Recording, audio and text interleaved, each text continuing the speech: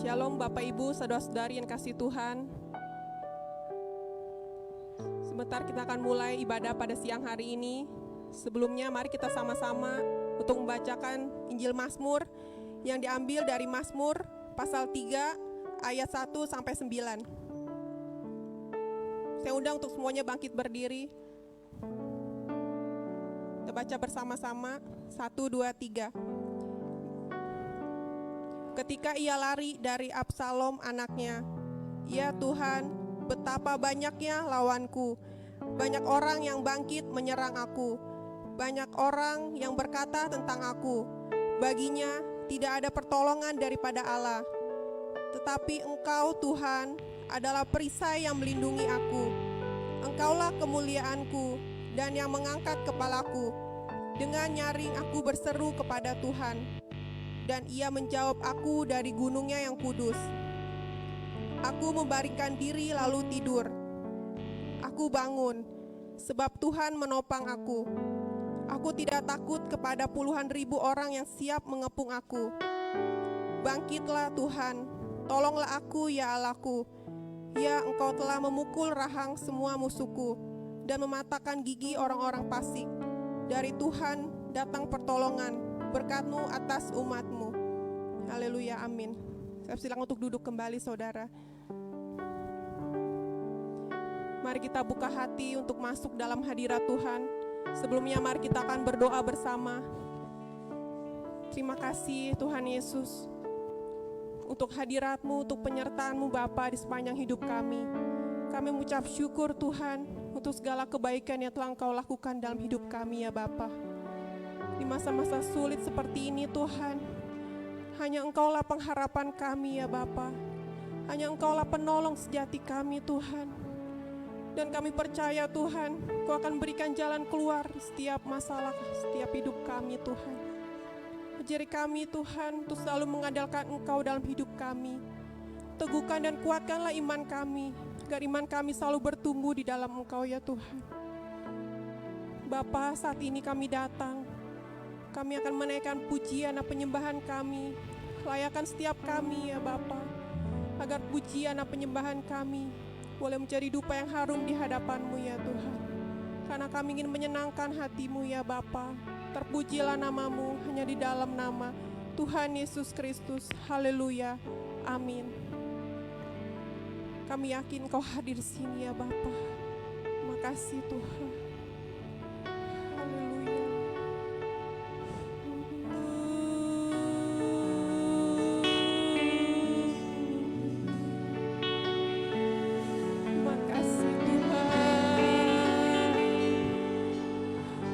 Menyembah-Mu Tuhan.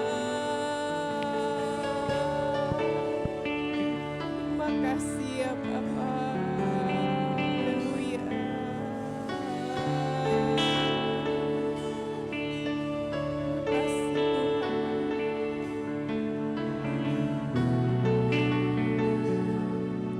Kasih Tuhan.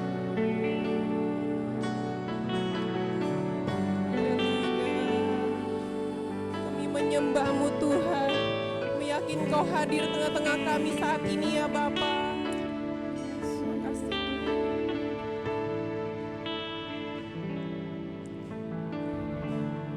Ku menyembah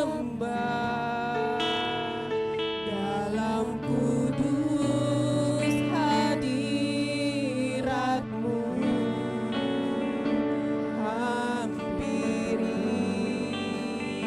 Tata kasih karunia-Mu Bapa, kekuatan kami ya Tuhan, kekuatanku hanya dalam hadirat-Mu Yesusku.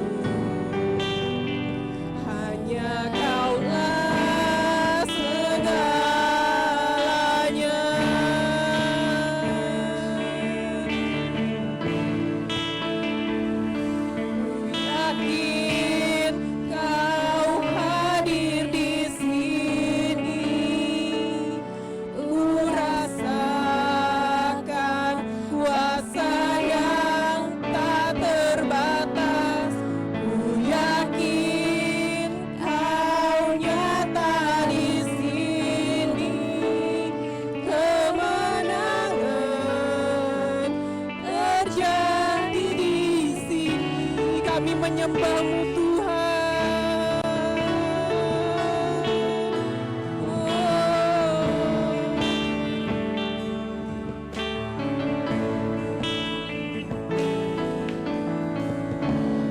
Ku menyembah dalam kudus hadirat-Mu. Hampiri tata kasih karunia-Mu Bapa. Kekuatan kami ya Tuhan, kekuatanku hanya dalam hadirat-Mu. Yesusku, hanya Kaulah segalanya. Ku yakin Kau hadir di sini Tuhan.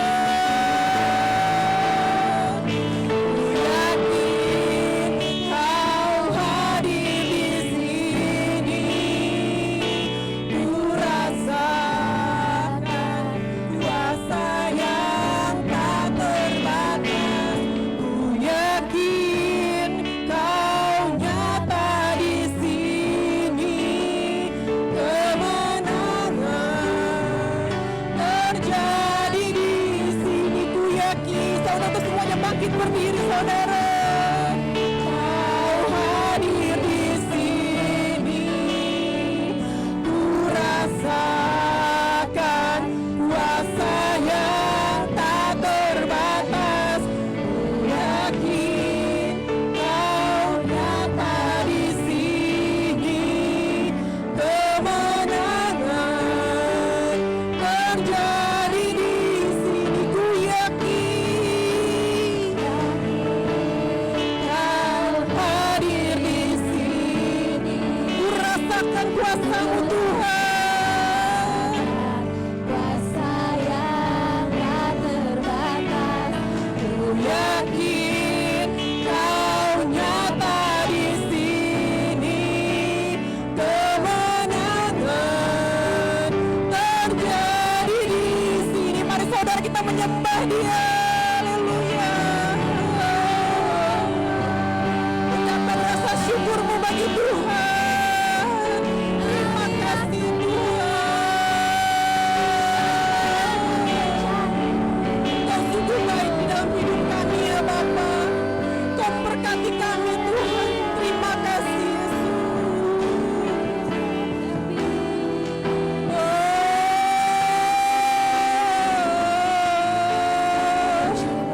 Oh, glory, haleluya. Terima kasih ya Tuhan.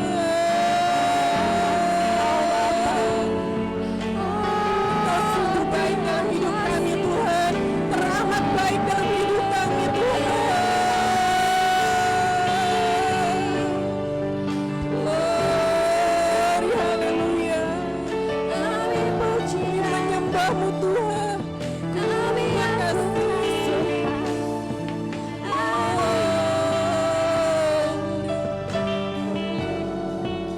Terima kasih ya Tuhan.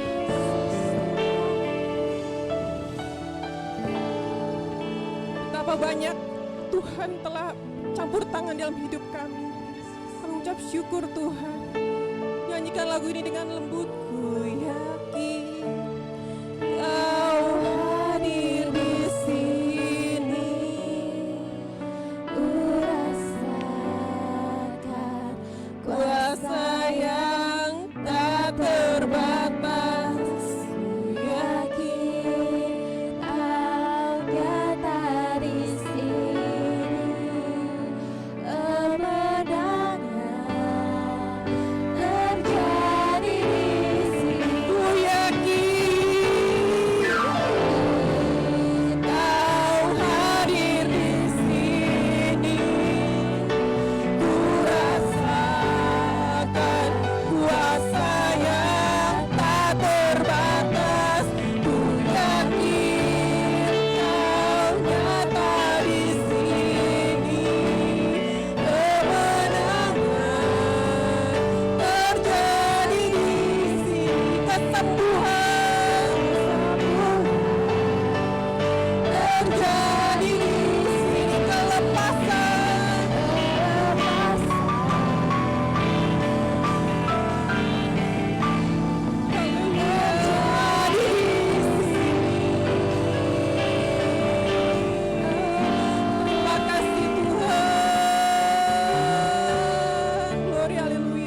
Beri kemuliaan untuk Tuhan. Begitu besar kasih-Mu Tuhan. Terima kasih ya Bapa.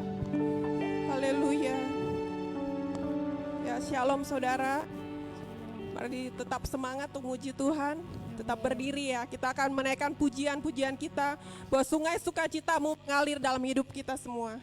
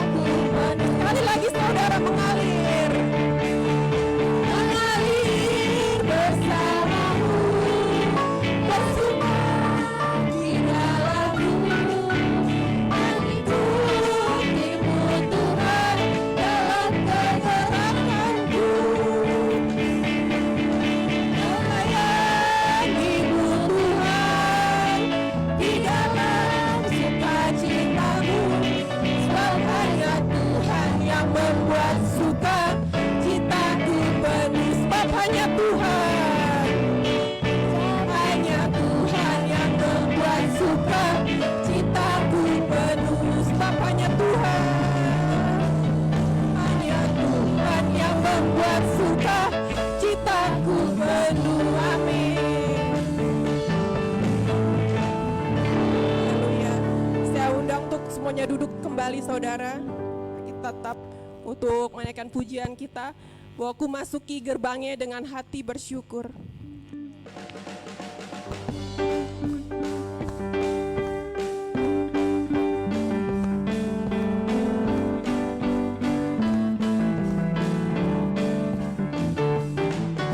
Masuki gerbangnya dengan hati bersyukur. Halamannya dengan pujian. Ku hari ini harinya yang ke-27. Tetapi khusus di dalam Injil Matius ada ayat 28 sampai ayat yang ke-30. Nah, rupanya bagian inilah yang disebut undangan juru selamat atau undangan keselamatan. Ada banyak orang yang menganggap bahwa apa yang akan kita baca ini bukanlah berkaitan dengan keselamatan gitu. Dilihat secara kasat mata, ini adalah undangan untuk kita yang punya beban dalam kehidupan ini.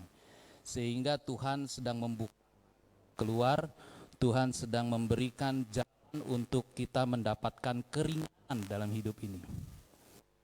Tetapi mari kita lebih teliti, saudara, kita akan pelajari bersama-sama, kita renungkan bersama-sama ayat yang akan kita bahas. Saya undang Bapak Ibu semua untuk kita sama-sama bangkit berdiri, menghormati kebenaran firman Tuhan. Kita baca dari ayat 28 sampai ayat yang ke-30. Demikian bunyi firman Tuhan, 1, 2, 3. Marilah kepada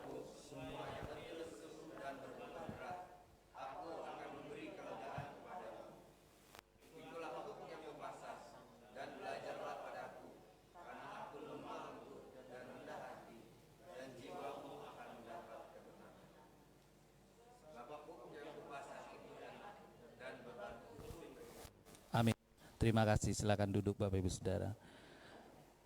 Kelihatannya judul isi agak tidak nyambung kelihatannya, saudara ya. Kenapa? Karena yang dijudulkan adalah undangan juru selamat atau agen selamat. Tetapi yang barusan saudara baca itu berbicara tentang cook, ya, tentang cook. Kalau ada Bapak Ibu yang masih nggak tahu apa itu cook, satu alat bajak yang dipasangkan di hewan kerbau, ya, di hewan kerbau. Cook ini tidak bisa dipasang sendiri, ya, tidak bisa untuk satu kerbau, tetapi harus untuk 2 kerbau supaya membajaknya lebih bagus gitu ya, lebih tenaga. Karena biasanya untuk kerbau nggak cukup tenaga untuk bajak. Nah, saudara, yang ke-8, marilah kepadaku semua yang letih, lesu dan berbeban berat, aku akan memberi kelegaan kepadamu. Yesus sedang berbicara bahwa keselamatan yang Dia tawarkan kepada umat manusia itu akan membawa kelegaan, ya, kelegaan. Atau juga di dalam ayat selanjutnya dikatakan Dia akan mendapat ketenangan, saudara, ya. Kalau saudara baca dalam pasal selanjutnya di dalam pasal 12 itu berbicara tentang hari Sabat. Hari Sabat di dalam tradisi Yahudi adalah hari perhentian, saudara. Dalam Alkitab saudara baca, dia adalah akhir dari sesuatu. Sabat itu dalam bahasa aslinya mempunyai makna akhir dari sesuatu. Waktu Allah menciptakan langit dan bumi, dunia serta isinya, Dia berhenti pada hari yang ke-7. Dia beristirahat untuk mendapatkan istirahat. Dan Dia memerintahkan kepada umat manusia untuk menguduskan hari Sabat. Nah, Bapak Ibu Saudara, dikatakan orang yang hidup di dalam masa sekarang ini adalah orang-orang yang hidup di dalam beban dosa. Kita semua secara tidak sadar mengenakan kuk dalam kehidupan ini, saudara. Tapi persoalannya sekarang Yesus mengajak untuk mengganti kuk saudara. Dulu kita ada di bawah kuk perhambaan dosa. Kuk kita dengan setan, kuk kita dengan dunia. Tuhan mengajak untuk mengganti dengan kuk Dia. Ya, kita sih nggak suka kuk, kita sukanya cake gitu ya, cake. Mendingan cake lah, kue ya. Kalau kuk itu rasanya kok ada perbudakan di dalamnya, ada penindasan. Dalam Alkitab juga artinya begitu, saudara. Kalau dia tidak penindasan, dia juga berarti kehidupan di bawah suatu otoritas gitu, di bawah suatu kewenangan, di bawah suatu pemerintahan. Jadi kuk itu membuat orang tidak bebas. Tapi persoalannya Alkitab yang saudara baca dengan saya barusan, Yesus tidak memberikan jalan keluar yang baik kelihatannya. Dia berkata bukan mengangkat kuk kita, tapi Dia mengganti kuk kita. Hanya masalahnya cook yang Yesus tawarkan itu adalah cook yang nyaman, cook yang enak gitu ya, dikatakan cook yang ringan. Nah, kalau kita berkata ya namanya cook ya tetap cook, ya mau ringan mau enak tetap cook, berarti saya harus berada di bawah perhambaan terus. Secara tidak sadar saudara dan saya sebenarnya sepanjang hidup ini berada di dalam cook, saudara. Sejak kita kecil nih, remaja sampai dewasa, kita sebelum menikah kita berada di bawah cook orang tua. Keluar nggak bebas, ada aturan ini itu. Ya kalau mau pergi ditanya kemana, kalau pulang telat ditanya lagi dari mana, kenapa telat.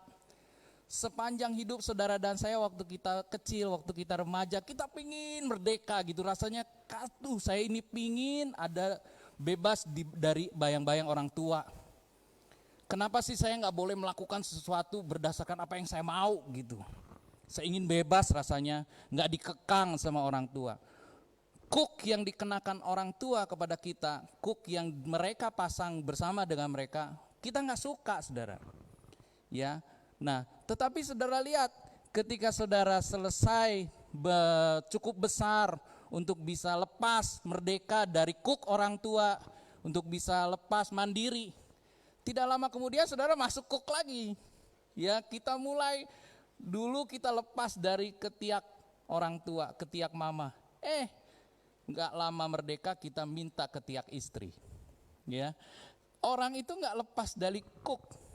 Dia sudah memimpi-mimpikan, mengidam-idamkan untuk bisa bebas dari kecil. Tapi ternyata begitu bebas sebentar, dia masuk lagi ke dalam perhambaan yang lain.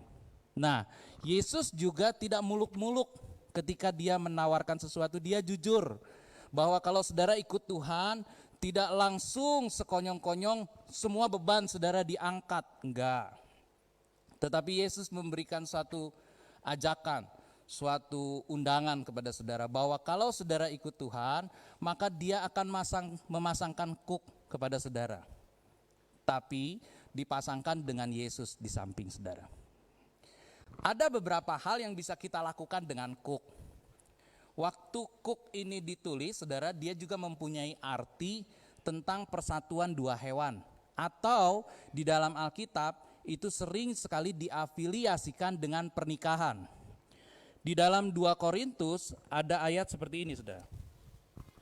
2 Korintus pasalnya yang ke-6 ayatnya yang ke-14 dikatakan janganlah kamu merupakan pasangan yang tidak seimbang dengan orang-orang yang tidak percaya. Ya, sebab persamaan apakah terdapat antara kebenaran dan kedurhakaan? Atau bagaimanakah terang dapat bersatu dengan gelap? Kata janganlah kamu merupakan pasangan yang tidak seimbang itu unequally yoked. Atau dalam bahasa aslinya to be yoked, dikukkan. Janganlah kamu dikukkan dengan orang yang tidak percaya. Artinya dipasangkan, dinikahkan dengan orang yang tidak seiman. Kita sering pakai ini di dalam konseling pernikahan. Nah, saudara, cook ini juga berkaitan dengan pernikahan. Orang kenapa mau tergopo-gopo untuk menikah? Ya, semua orang tahu bahwa menikah itu adalah suatu cook. Kita memberi diri, seorang istri memberi diri kepada suami, seorang suami memberi diri kepada istri. Si istri tahu bahwa sejak saat itu dia akan berada di bawah kewenangan suaminya. Suaminya juga tahu bahwa sejak saat itu dia bertanggung jawab atas istrinya. Itulah cook yang baru di dalam pernikahan. Tetapi semua orang pingin menikah. Dari kecil mimpinya menikah, saudara. Saya juga dari kecil kepengen kawin gitu. Udah kawin, kepengen apa? Nah, kadang-kadang kita berkata, waduh, apa yang kita mau ini belum tentu apa yang Tuhan mau ya. Kadang-kadang nggak seperti yang kita pikirkan. Waktu kita ngelihat anak-anak kita pengen buru-buru kawin, kita orang tua akan bisa, aduh, kalau bisa jangan buru-buru. Tapi mereka tetap ngotot kan. Karena kita melihat apa yang mereka nggak lihat. Orang bilang kalau main catur yang paling jago tuh yang nonton, saudara. Kenapa? Dia lihat dari samping. Oh, dia lihat ke semua, sementara yang main malah dia diajarin terus dari kanan, dari kiri, dari kanan, dari kiri diajarin. Kita orang tua juga seperti itu sama anak-anak kita. Kita merasa bahwa kita mengasihi mereka, makanya kita memasangkan cook kepada mereka. Nah, kenapa orang ingin menikah? Karena dia terpesona dengan pasangannya. Sayangnya orang menikah tuh punya motif-motif yang salah. Ada banyak orang menikah karena motif yang salah. Motif yang salah adalah ketika dia mengikatkan diri dengan orang lain dalam ikatan kuk pernikahan, dia menganggap bahwa dia akan mendapatkan sesuatu. Seorang wanita ketika menikah dengan suami bisa punya motif yang salah. Motif yang salah apa? Oh, kalau saya menikah sama dia, maka derajat saya akan terangkat. Saya keturunan orang miskin, saya kawin dengan orang kaya, sekarang derajat saya akan meningkat. Anak-anak saya punya martabat yang lebih tinggi. Ada laki-laki yang menikah karena begini, oh saya ingin punya keturunan. Saya ingin dia memberi saya keturunan, memberi saya nama baik, supaya saya punya keturunan di bawah saya. Saya nggak putus, sehingga warisan saya ada yang bisa manfaatkan. Mereka semua menikah atas dasar bukan mempertimbangkan apa yang bakal hilang dari diri mereka, tapi mempertimbangkan apa yang akan mereka dapat. Seorang laki-laki ketika menikahi seorang perempuan, dia cenderung punya pikiran bahwa saya harus memiliki perempuan ini menjadi milik saya.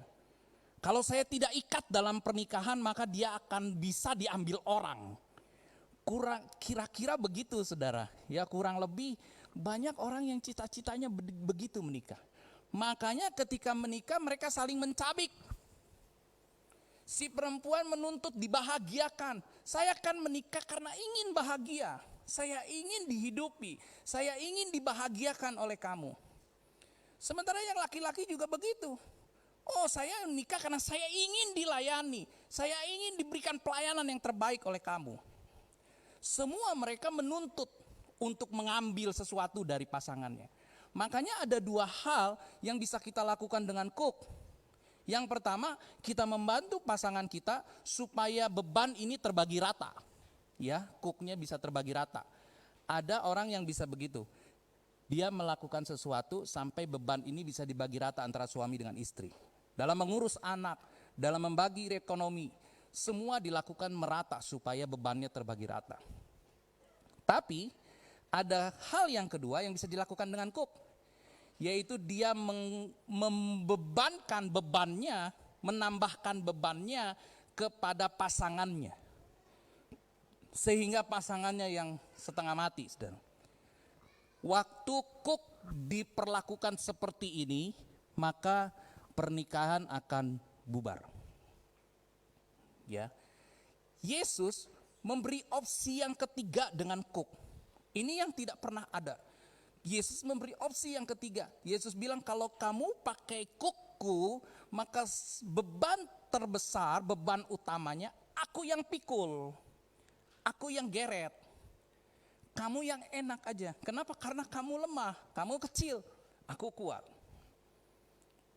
Ini bedanya saudara, antara Yesus dengan kita.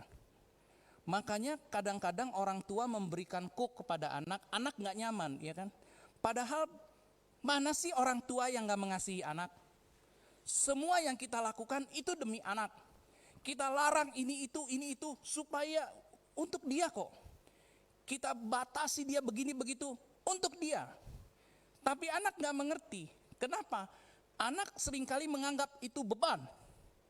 Seorang istri, seorang suami ketika masuk dalam pernikahan dengan motif yang salah, maka pernikahan jadi beban buat mereka. Cook jadi mereka. Seorang suami dulu udah direwelin sama mamanya. Kalau pulang telat ditanya, lu dari mana? Kenapa pulang telat? Baru bebas dari mamanya, sekarang bininya yang rewel. Ketika pulang dari kerja, begitu telat dikit, lu kemana? Sama siapa? Rapat di mana? Siapa yang nemenin? Banyak hal yang dilakukan oleh mamanya dilakukan sama istrinya. Makanya saudara kalau pikir-pikir ya, kenapa orang begitu banyak tergopoh-gopoh mau menikah? Padahal mereka melihat banyak contoh-contoh. Karena mereka terpesona dengan pasangannya. Seakan-akan bahwa ya kalau saya bisa hidup bersama dengan dia, maka segalanya akan menjadi indah. Nah, Bapak Ibu, itu juga yang ditawarkan Yesus sebetulnya. Kuk pernikahan buat kita seakan-akan jadi kuk yang enak kan. Saudara menikah menikmati kan. Suami menikmati istri, istri menikmati suami, kita menikmati. Nah Yesus juga bilang bahwa kuk yang kuberi ini adalah kuk yang nyaman. Kuk yang enak. Kuk yang bisa kamu nikmati. Kenapa? Karena kenapa kita menganggap bahwa kuk orang tua itu beban? Kenapa kita menganggap bahwa kuk dari istri itu beban? Karena saudara, ketika kita mengasihi orang, seharusnya kan itu memberi.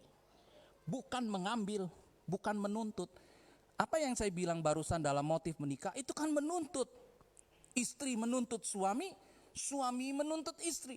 Suami menuntut dilayani, istri menuntut dibahagiakan. Semua serba menuntut, semua serba mengambil. Padahal kasih pada hakikatnya adalah memberi. Kita diharuskan untuk memberi. Nah, kenapa bisa beda antara kuk Yesus dengan kuk manusia, dengan kuk pernikahan? Kenapa kuk pernikahan menjadi berat? Karena kita tidak sempurna. Orang tua tidak sempurna. Seringkali kasih kita bukan memberi hidup kita, orang tua kepada anak, tapi seringkali kasih kita justru merenggut hidup mereka. Kita mengekang hidup mereka, kita mengambil hidup mereka. Mereka gak punya kebebasan apa-apa lagi. Segala sesuatu diatur sesuka kita. Orang tua kadang punya kasih yang berlebihan. Berlebihan dalam arti bukan memberikan hidup kepada anak-anaknya, tapi mengambil hidup anak-anaknya. Sehingga anak-anaknya gak punya kebebasan untuk memilih. Seorang istri seharusnya menganggap bahwa kuk pernikahan itu enak. Tetapi kok lama-lama dijalanin, ini suami kok jadi gak benar. Suami jadi galak sama saya. Suami jadi selingkuh sama saya. Saudara perhatikan, kenapa itu terjadi? Karena ketidaksempurnaan kita. Kasih kita gak sempurna. Kuk yang kita punya gak sempurna, saudara. Tapi Yesus mau kita itu memasang kuk dengan dia. Karena dia sempurna. Ketika dia sempurna, saudara berjalan bersama Yesus, makin lama makin ringan, makin lama makin enak. Harusnya begitu. Banyak orang yang gak ngerti, jalan bersama Yesus makin lama makin enak, maksudnya apa? Kamu hidup juga gak senang, kamu hidup juga susah, kok kamu ngomong begitu? Kamu hidup juga miskin, kamu hidup juga kekurangan, kok kamu ngomong begitu? Karena saudara gak merasakan apa yang kita rasakan. Betapa berjalan bersama Tuhan dalam segala keadaan apapun itu enak dan nyaman. Allah memelihara saudara, menuntun saudara, membimbing saudara. Ini yang Tuhan mau saudara, bahwa saudara memasangkan kuk dengan Yesus. Artinya saudara bersatu dengan Yesus. Jadi Kristen itu bukan soal syahadat. Aku percaya kepada Yesus, aku percaya kepada Yesus. Bukan soal begitu. Jadi Kristen itu soal kita hidup bersama Yesus setiap hari. Pikul salib itu tiap hari. Jalan bersama Tuhan itu bukan lagi dipoto, ceklek dipoto. Kekristenan itu bukan hari ini percaya terus besok menghilang. Hari ini ke gereja terus 2 bulan hilang. Kekristenan itu bukan seperti itu Bapak Ibu Saudara. Kekristenan itu memikul kuk dengan Tuhan, bersatu dengan Tuhan. Di dalam komsel kami kemarin kita membahas tentang what will Jesus do? WWJD, what will Jesus do? Apa yang akan Yesus lakukan? Dalam kehidupan saudara setiap hari, saya tahu kita bergumul dengan dunia. Kita bergaul dengan dunia. Makanya dalam setiap perbuatan saudara, saudara tanyakan WWJD, WWJD, WWJD. Waktu diserempet orang, saudara langsung keluar di kepala saudara, apa yang akan Yesus lakukan kalau Yesus diserempet? Ketika saudara ditipu sama tukang cabai, belinya sekilo dikasih 3/4, mau bagaimana? Mau lebih pedas dari cabai ngomongnya? Atau saudara langsung WWJD, what will Jesus do? Hal-hal seperti ini menerapkan apa yang disebut kuk, berjalan bersama dengan Yesus. Ini yang diajarkan saudara. Jadi Kristen itu indah kok. Jadi Kristen itu enak kok. Jadi Kristen itu ada ketenangan kok. Jadi Kristen itu ada peristirahatan. Kita rest. Susah kita rest. Senang kita rest. Menderita kita rest. Tidak menderita pun kita rest. Kita ada di dalam peristirahatannya Tuhan. Nah, Bapak Ibu Saudara-saudari yang dikasihi oleh Tuhan, dikatakan begini oleh firman Tuhan. Siapa yang mesti datang kepada Tuhan adalah orang-orang yang letih, lesu, dan berbeban berat. Letih, lesu, dan berbeban berat karena apa? Ya karena dosa. Saudara dan saya dalam beban hidup ini, dalam permasalahan hidup ini, kebanyakan akar-akarnya dosa, saudara. Kebanyakan akar-akarnya dosa. Sehingga kita mempunyai beban berat dalam kehidupan ini. Dan apa yang harus kita pelajari dari Tuhan? Tuhan bilang kan, mari datang kepadaku, belajarlah kepadaku. Karena aku lemah lembut dan rendah hati. Berarti ada dua hal yang kita belajar dari Tuhan, bahwa Dia lemah lembut dan rendah hati. Bagaimana supaya kita bisa menikmati kuk kita nih? Sebagai anak, saudara ada di bawah kuk orang tua. Sebagai istri, saudara ada di bawah kuk suami. Sebagai suami, saudara ada di bawah kuk istri. Bagaimana kita bisa menikmatinya? Bagaimana kuk ini jadi indah? Gimana supaya pernikahan ini indah? Saudara ngelihat ketika saudara menyaksikan pemberkatan nikah, ada nggak pengantin yang keluar cemberut, nangis gitu? Aduh, aku masuk dalam kuk. Nggak ada kan? Mereka keluar sumringah, mukanya merah, ketawa. Ya nggak, udah membayangkan yang indah-indah. Terus 10 tahun kemudian, jangan kita melihat mereka ada di pengadilan. Pada kenyataannya banyak yang seperti itu kan, saudara. Kenapa? Karena ternyata pernikahan tidak seindah yang dibayangkan. Tetapi seharusnya kuk itu bisa dinikmati, kuk itu menyenangkan. Caranya, saudara harus lemah lembut dan rendah hati. Mengenai ini pernah dikotbahkan sama Om Aling dulu, Bapak Gembala. Mengenai apa sih lemah lembut, apa sih rendah hati, saya tidak akan mengulang khotbahnya. Tetapi aplikasinya, saudara bisa lihat di dalam pasal yang ke-12. Aplikasinya nih, poin tentang ini ada di dalam pasal yang ke-12. Saya akan bacakan Bapak Ibu pasal yang ke-12 ayat yang ke-1 sampai ayat yang ke-8. Supaya kita cepat, saudara. Dikatakan pada waktu hari Sabat, Yesus berjalan di ladang gandum. Karena lapar, murid-muridnya memetik bulir gandum dan memakannya. Itu berkatalah orang-orang Farisi kepadanya, murid-muridmu berbuat sesuatu yang tidak diperbolehkan pada hari Sabat. Tetapi jawab Yesus kepada mereka, kamu baca apa yang dilakukan Daud ketika ia dan mereka yang mengikutinya lapar? Bagaimana ia masuk dalam rumah Allah dan bagaimana mereka makan roti sajian yang tidak boleh dimakan, baik olehnya maupun oleh mereka yang mengikutinya, kecuali oleh imam-imam. Atau tidakkah kamu baca dalam kitab Taurat bahwa pada hari-hari Sabat imam-imam melanggar hukum Sabat di dalam bait Allah, namun tidak bersalah? Aku berkata kepadamu, di sini ada yang melebihi bait Allah. Jika memang kamu mengerti maksud firman ini, yang ku kehendaki ialah belas kasihan dan bukan persembahan, tentu kamu tidak menghukum orang yang tidak bersalah. Karena anak manusia adalah Tuhan atas hari Sabat. Kata kunci di dalam ayat yang ke-8 dikatakan karena anak manusia adalah Tuhan atas hari Sabat. Yesus adalah Tuhan atas perhentian saudara. Yesus adalah Tuhan atas ketenangan hidup saudara. Yesus adalah Tuhan dalam damai sejahtera saudara. Ya, dia jadi Tuhan atas hari Sabat. Dalam pasal ini dikatakan murid-murid Tuhan sedang berjalan dalam keadaan lapar melintasi ladang gandum. Kita orang Indonesia yang gak ngerti konteksnya, kita akan bilang itu murid-murid Yesus sedang jadi maling, sedang jadi pencuri. Kalau kita di sini di Indonesia konteksnya kan begitu. Saudara masuk kebun singkong, saudara cabut singkong orang, gak bisa keluar dari pagar singkongnya, dibacok sama tukang kebunnya.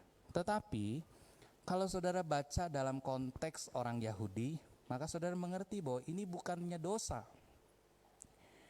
Di dalam tradisi Yahudi ada 613 aturan hasil dari penjabaran 10 hukum perintah Allah. Ya, dari 10 commandment menjadi 613 aturan. Itu yang membuat mereka bongkok. Itu yang membuat mereka letih, lesu, dan berbeban berat. Kenapa? Karena harus melakukan 613 hukum itu. Nah, salah satunya adalah ketika mereka masuk dalam ladang orang, mereka boleh metik dan makan. Ya, mereka boleh ambil gandumnya seberapa mereka suka, mereka gosok sampai kulitnya lepas, lalu mereka makan sampai mereka kenyang. Walaupun ada yang punyanya, tidak apa-apa. Karena itu adalah hukum belas kasihan. Jadi siapapun pelintas, perantau yang lewat makan dari gandum yang ada di ladang boleh. Asal jangan dipanen. Kalau kita orang Indonesia dapat aturan begitu, kita panen, kita bawa pulang, nggak boleh dibawa pulang, makan di situ, kayak all you can eat, jangan dibawa pulang denda, ya. Nah, orang Yahudi juga begitu, kalau sudah makan di situ nggak apa-apa. Terus apa yang dipermasalahkan? Masalahnya itu hari Sabat, saudara. Pada hari Sabat orang harus berdiam diri, nggak boleh melakukan apapun, nggak boleh jalan jauh, nggak boleh masak. Dalam hari Sabat itu tidak boleh melakukan apa-apa. Nah, yang dituntut orang Farisi adalah ketika mereka berjalan jauh. Jadi itu murid-murid kamu kok melanggar hukum Taurat. Nah, Yesus memberikan contoh, dia membandingkan dengan hal yang lain. Dikatakan, kamu lihat Daud nggak dulu? Daud juga begitu. Waktu hari Sabat, dia masuk dalam rumah Allah, lalu makan roti persembahan. Kamu lihat imam itu nggak kerja? Imam itu kerja di bait Allah. Justru pada hari Sabat mereka kerja. Kok mereka nggak dosa kan? Nah, mereka diam digituin. Kenapa? Karena ternyata hari Sabat ini bisa ada pengecualian untuk orang yang melayani Allah. Untuk orang-orang yang melayani Tuhan. Jadi, Bapak Ibu Saudara, kita ini bisa dapat tempat peristirahatan, kita ini bisa ada tempat ketenangan, kita ini bisa ada tempat damai sejahtera kalau kita mau melayani Allah. Maka semua berkat-berkat Tuhan akan dilimpahkan dalam hidup saudara dan saya. Tidak peduli ada cook kita, justru cook kita akan menambah ringan itu. Ya, cook ini justru yang akan membuat kita berjalan bersama Yesus. Dalam keadaan lapar, dalam keadaan apapun Tuhan memelihara saudara. Yesus berikan perumpamaan ini sengaja disambungkan dalam ayat 12 ini. Saya yakin ada maksud Tuhan menyambungkan ini karena semua masih berkorelasi saudara.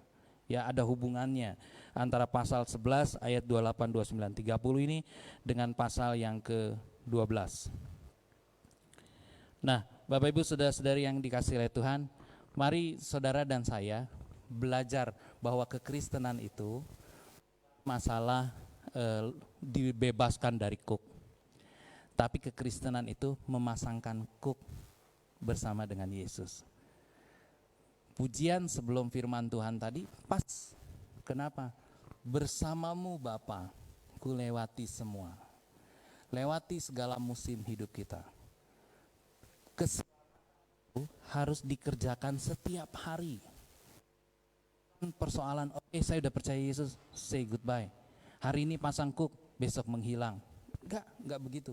Tetapi kita mengikatkan diri dalam komitmen kita bersama dengan Tuhan.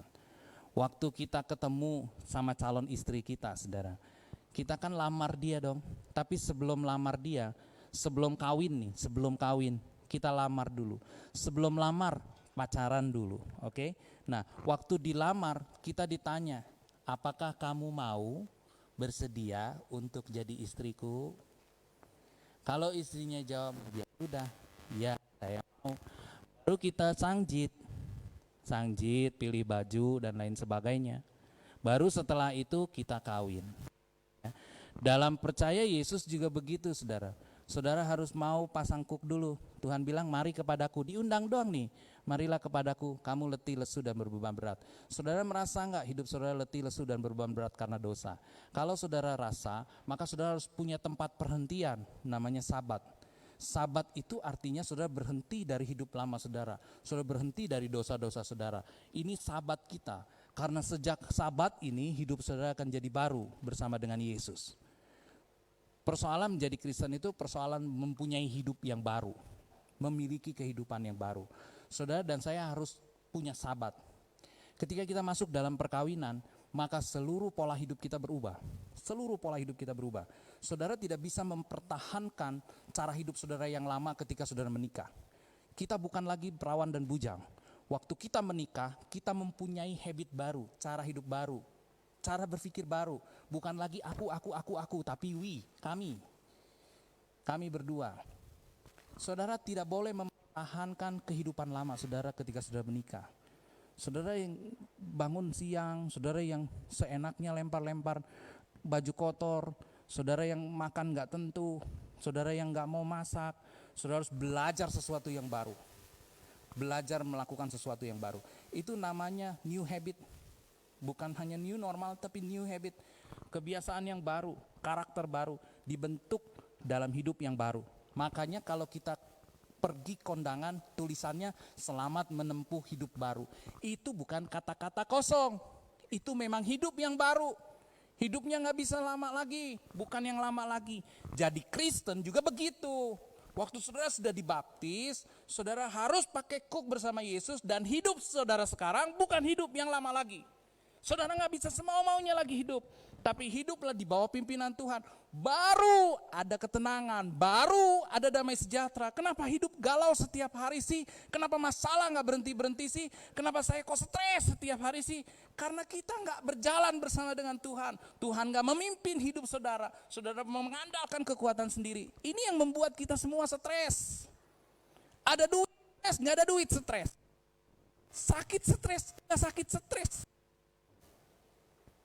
Maunya apa kita ini? Tetapi justru kita di sana saudara mempunyai hidupnya Yesus. Karena Yesus bersatu dengan saudara, saudara bersatu dengan Yesus. Inilah esensi kekristenan yang sebetulnya. Bukan perkara berubah ya. Oh saya berhenti minum kok. Berhenti minum pun percuma kalau obat. Orang bisa kok berhenti minum tanpa bertobat. Bahkan orang bisa berhenti ngerokok tanpa bertobat. Tetapi ketika saudara bertobat, saudara pasti bisa berhenti merokok. Saudara bertobat, saudara pasti bisa berhenti minum. Saudara bertobat, pasti bisa berhenti judi. Gak usah ditanya lagi. Yang penting bertobat dulu. Yang penting bertobat dulu. Miliki hidup yang baru bersama dengan Yesus. Caranya diikat dengan kuk bersama dengan Yesus. Jangan memberontak. Kita tahu kita hidup di dunia 80 tahun ini gak pernah lepas dari namanya perbudakan. Jangan sudah bilang enggak, kalau begitu mas saya memilih no. Saya mau hidup bebas. No, tidak ada yang bebas di dunia ini, gak ada yang bebas. Kalau saudara tidak ada di bawah perhambaan Allah, sudah ada di bawah perhambaan setan. Itu aja kok. Saudara gak mau datang ke gereja, saudara pasti datang ke dunia. Pilihannya cuma itu. Jadi saudara harus memilih. Hari ini pun saudara bisa memilih. Saudara akan sungguh-sungguh meresponi firman Tuhan atau enggak. Saudara sungguh-sungguh akan ikut Tuhan atau enggak. Hari ini saudara bisa memilih. Tapi saya mau katakan kepada saudara, sebagai Kristen, kalau saudara tidak mau menaruh kuk bersama dengan Yesus, kekristenan saudara sia-sia. Sebagai orang yang cuma mengandalkan percaya saja kepada Yesus, itu hal yang sia-sia. Tetapi saudara harus belajar hidup bersama Tuhan. Tuhan nggak cuma menyodorkan kepada saudara keselamatan aja, tapi keselamatan itu harus dikerjakan setiap hari. Harus dikerjakan setiap hari. Supaya apa? Supaya menghasilkan buah. Alkitab bilang buah itulah patokannya keselamatan saudara berfungsi atau enggak. Ada orang yang dikasih talenta dia tanam kan saudara, dia nggak mau kerjakan. Apa yang terjadi ketika Yesus datang? Maka ketika Yesus datang, dia dikatakan hamba yang jahat. Bapak Ibu Saudara yang dikasihi oleh Tuhan, kita harus mengerjakan keselamatan kita dengan cara memiliki kehidupan yang baru. Memiliki kehidupan yang baru dimulai dari bertobat di dalam pola pikir saudara, di dalam hati saudara. Baru pertobatan saudara akan melahirkan perbuatan-perbuatan yang baik, perbuatan-perbuatan yang berkenan kepada Tuhan. Nama Tuhan dipermuliakan. Ketika saudara berjalan bersama Tuhan, setiap musim hidup saudara, Tuhan akan menyertai saudara. Amin saudara. Saya berdoa semoga renungan ini bisa menjadi berkat buat kita semua. Mari kita tundukkan kepala bersama-sama. Bersamamu Bapa, ku lewati semua. Terima kasih Tuhan Yesus. Oh haleluya Yesus Tuhan.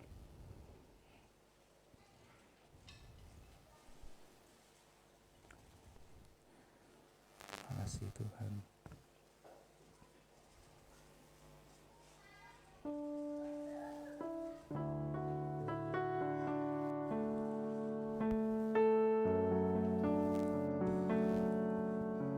Engkau ada bersamaku di setiap musim hidupku. Tak pernah kau biarkan ku sendiri. Kekuatanku hanya di dalam-Mu Tuhan. Kekuatan di jiwaku hanyalah bersama-Mu. Haleluya. Tak pernah ku ragukan kasih-Mu.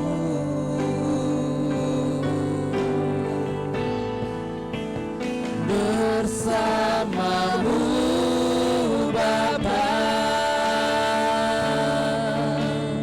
ku lewati semua perkenanan-Mu yang teguhkan hatiku. Engkau yang bertindak, memberi pertolongan,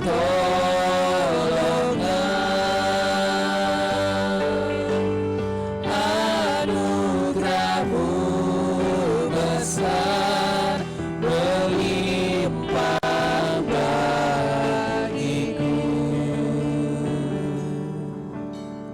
Berikan kami kerendahan hati untuk kami belajar berjalan bersama-Mu Tuhan. Dalam setiap hidup, fase kehidupan kami, tiap jam, tiap waktu dalam hidup kami, ajari kami untuk merenungkan apa yang akan Yesus lakukan ketika dalam posisi kami. Biarkan kami hidup dibimbing oleh firman-Mu, biarkan juga kami hidup dipimpin oleh Roh Kudus-Mu, sehingga dalam kehidupan kami merasakan ketenangan, kami merasakan damai sejahtera, kami merasakan berkat-berkat Tuhan yang nyata dalam kehidupan kami. Pemeliharaanmu, pengawalanmu Tuhan ada dalam setiap hidup kami. Dunia boleh berubah Tuhan, apa yang kami alami hari-hari ini pun boleh selalu berubah, tapi kami percaya firman-Mu tetap selama-lamanya. Firman-Mu tidak berubah sampai selama-lamanya. Oleh karena itu penyertaan-Mu juga tidak berubah, berkat-Mu juga tidak berubah, hati-Mu tidak berubah. Ajari kami memiliki kehidupan pertobatan selalu baru setiap hari, seperti rahmat-Mu juga yang selalu baru setiap hari. Bapa di surga, berkati kami hari ini Tuhan. Berikan kami keinsafan setiap hari, supaya hidup kami mempermuliakan nama-Mu Tuhan. Terima kasih Tuhan Yesus, terima kasih. Di dalam nama Tuhan kami, Yesus Kristus, kami berdoa dan kami ucap syukur. Haleluya. Amin.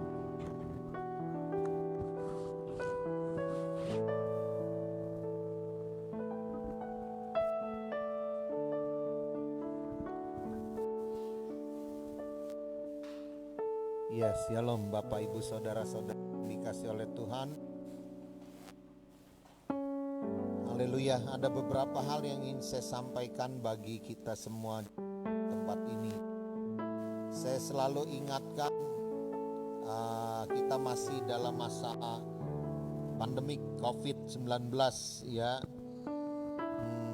Kalau banyak orang berpendapat sebenarnya bahaya gak sih? Ada yang bilang gak bahaya, ada yang bilang bahaya. Tapi kenyataannya kita lihat orang yang meninggal di sekeliling kita itu banyak ya. Bukan karena COVID aja gitu, tapi karena yang lain-lain juga jadi memicu gitu. Semua angka kematian tinggi ya. Kehidupan makin sulit. Kenapa sulit? Karena orang pada takut kerja, akibatnya ekonomi yang jadi susah ya. Nah, jadi karena itu kita ada beberapa kesulitan dari jemaat yang kita hadapi dalam kehidupan ini. Yang pertama, mari kita jaga kesehatan kita. Masa pandemi COVID ini akan lepas kalau sampai seluruh dunia udah ada vaksin yang bisa membuat kita imun ya, vaksin. Vaksin ini kemungkinan juga kalaupun ada itu di bulan 4 apa bulan 5 ya. Dalam tahun 2021 itu baru keluar. Pertama kali keluar itu kalau di Indonesia produksi yang hanya boleh make yang orang-orang VVIP. Misalnya presiden, anggota dewan, jenderal-jenderal ya. Orang-orang penting dulu yang pakai, orang-orang kaya yang mampu beli. Tapi kalau kita yang mengandalkan BPJS mungkin masih nunggu setahun atau 2 tahun lagi baru kebagian vaksin ya. Nah, karena itu mari kita jaga kesehatan kita dengan sungguh-sungguh ya. Kita jaga kesehatan kita. Karena itu berat gak? Berat memang hidup seperti ini ya. Dan hari ini firman Tuhan dikatakan mari setiap kita yang letih lesu dan berbeban berat, datanglah pada Yesus Kristus. Amin. Hanya itu andalan kita. Kemarin saya ketemu dengan salah satu gembala pendeta ya, gembala jemaat di daerah Regensi. Dia ngasih saya kabar yang saya juga sempat shock juga, kaget. Dia mengatakan, "Om, di tempat jemaat saya itu ada 6 keluarga yang cerai." Ya, saya bilang 6 keluarga cerai, kenapa seperti itu? Ya, ada yang suami lari karena nggak kuat nanggung istri dan anak-anak biayanya ya. Suaminya kabur ya, nggak pulang-pulang atau kemana. Dan ada istri juga yang nggak kuat ngurusin suami dan anak-anak. Istri juga ada yang lari gitu ya. Kenapa mereka sampai lari seperti itu, meninggalkan keluarga? Karena tekanan ekonomi yang sangat berat ya. Dalam hati saya, puji Tuhan kita di Kedaung nggak ada suami istri yang kabur, betul ya. Karena memang kita orang Kedaung udah kuat nanggung kekurangan. Dari belum ada COVID aja keluarga kita udah banyak kurang ya. Apalagi ada sekarang kurang udah biasa gitu. Kalau mereka mungkin dulu gak pernah kurang gitu.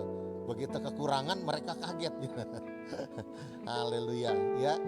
Yang kedua, tantangan kita adalah orang-orang tua harus kita rawat, kita pelihara dengan sungguh-sungguh. Yang ketiga, anak-anak kita sekolah semua dalam kondisi yang gak normal. Anak-anak kita belajarnya susah. Kita jadi mama, jadi papa dipaksa jadi guru juga ya. Karena itu udah sekolahnya susah harus melalui online lagi. Online kalau lagi ada kuota. Kalau nggak ada kuota anak kita nggak sekolah ya. Nah, kalau ke depan seperti ini anak kita akan lambat perkembangan intelektualnya gitu ya, karena keterlambatan kesusahan sekolah. Nah, karena itu gereja bantulah ya, kita akan berusaha masang wifi di tempat ini. Jadi orang tua yang anaknya mau sekolah nggak kebeli kuota internet, datang aja dulu ke gereja ya, belajar di gereja. Saya berharap ada relawan-relawan di sini ya. Ibu-ibu yang nganggur di rumah datang ke gereja, lihat anak-anaknya belajar, bantu saling ngawasin ya. Misalnya kalau saya kan jadi orang tua punya anak, Saya paling kesel kalau ngajar anak sendiri ya. Ngajar anak sendiri itu kita paling kesel. Dia nggak bisa, kita cepat emosi ya. Tapi kalau kita ngajar anak orang, kita bisa lebih kalem. Kita mau gebuk, anak orang nih gitu kan. Kita lebih menghargai. Nah, nanti kalau belajarnya di sini rame-rame, ya misalnya saya ngajarin anak Ko Willy ngajarin anak ke saya, kan kita bisa sama-sama lembut gitu. Ya, kalau enggak kita masing-masing kita stres semua ya. Jadi di tempat ini kita bisa ada wifi, kita usahain lah supaya kita bisa sharing wifi, bisa sharing bagi-bagi ilmu ya. Jadi yang ibu-ibu yang nganggur juga kesinilah, kita masih saling mengawasi. Ya, ekonomi juga saya selalu pikirin gitu, gimana ya, ada bisa nggak yang bisa usaha bareng-bareng rame-rame gitu ya. Kita bisa meningkatkan perekonomian kita sama-sama. Kalau di desa sih enak, saya pikir ya, kalau di desa enaknya kenapa? Ada lahan luas, ya udahlah rame-rame aja kita macul, kita nanam bayam, kita nanam singkong gitu, nanam kelapa, rame-rame lah. Mungkin kalau panennya kita bisa bagi sama-sama begitu ya. Nah, kita harus kembangkan seperti itu. Karena itu Bapak Ibu Saudara-saudari yang dikasih oleh Tuhan, mari kita kuat jalani kehidupan ini. Amin ya. Jangan ragu-ragu, jangan bimbang. Komsel terus tingkatkan ya. Kalaupun nanti saudara takut kumpul dengan teman-teman, takut terpapar COVID gereja kita juga udah berusaha pakai Zoom. Nanti kita dengan Zoom itu kita bisa bikin ruang meeting, kita bisa bertemu secara virtual ya. Kita ngembangkan ibadah juga secara virtual. Mungkin kalau bulan-bulan depan pandemiknya makin ganas lagi, kita ya dirumahkan lagi gitu ya. Sebab di Jakarta juga kantoran-kantoran udah banyak lagi yang ditutup lagi gitu, karena banyak yang tertular lagi gitu ya. Nah, kita jaga kesehatan, kita sungguh-sungguh jaga kehidupan kita masing-masing. Amin. Kalau ditanya berat nggak? Berat, karena itulah ayat firman Tuhan hari ini. Marilah kita yang letih, lesu dan berbeban berat, kita datang pada Yesus. Amin. Hanya Dia yang mampu memberikan kita kelegaan dan kelepasan. Mari kita bangkit berdiri bersama-sama di hadapan Tuhan. Bapa, kami bersyukur pada hari ini Bapa. Kami percaya bahwa kami mengasihi-Mu, dan hari ini kami datang. Kami sujud, kami menyembah-Mu. Kami bawa persembahan kami Tuhan, korban ucapan syukur kami. Kami bawa kepadamu Tuhan sebagai suatu persembahan dalam ibadah kami. Karena itu sempurnakan Tuhan ibadah kami. Buat kami menjadi berbahagia Tuhan. Buat kami dengan mujizat-mujizat-Mu, sehingga kami mengalami kelegaan dan kelepasan. Dan kami tahu Allah kami yang kami sembah adalah Allah yang ajaib, Allah yang memberi pemeliharaan yang sempurna. Terpujilah nama-Mu Yesus. Apa yang kami persembahkan pada hari ini, pujian, penyembahan kami Tuhan, ibadah kami, ucapan syukur kami, uang persembahan kami dalam bentuk persepuluhan, kolekte Tuhan, kami percaya kami mempersembahkannya dengan segala kesukacitaan. Sempurnakanlah ini semua Tuhan dengan segala anugerah-Mu. Di dalam nama Tuhan Yesus Kristus, mari kita buka hati dan angkat tangan di hadapan Yesus. Memberkati dan Tuhan Yesus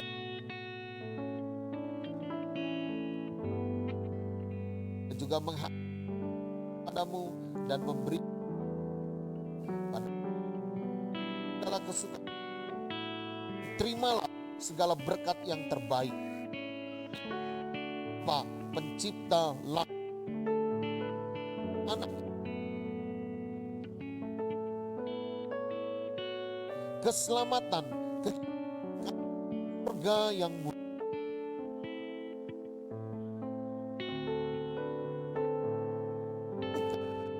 menguatkan-Mu, dan Dia mengalahkan yang jahat. Tak kehidupan dalam nama kami menerima. Karena itu marilah kita berdoa bersama. Dikuduskanlah nama-Mu, datanglah kerajaan-Mu, jadilah kehendak-Mu di bumi seperti kami pada hari ini. makanan kami yang secukupnya.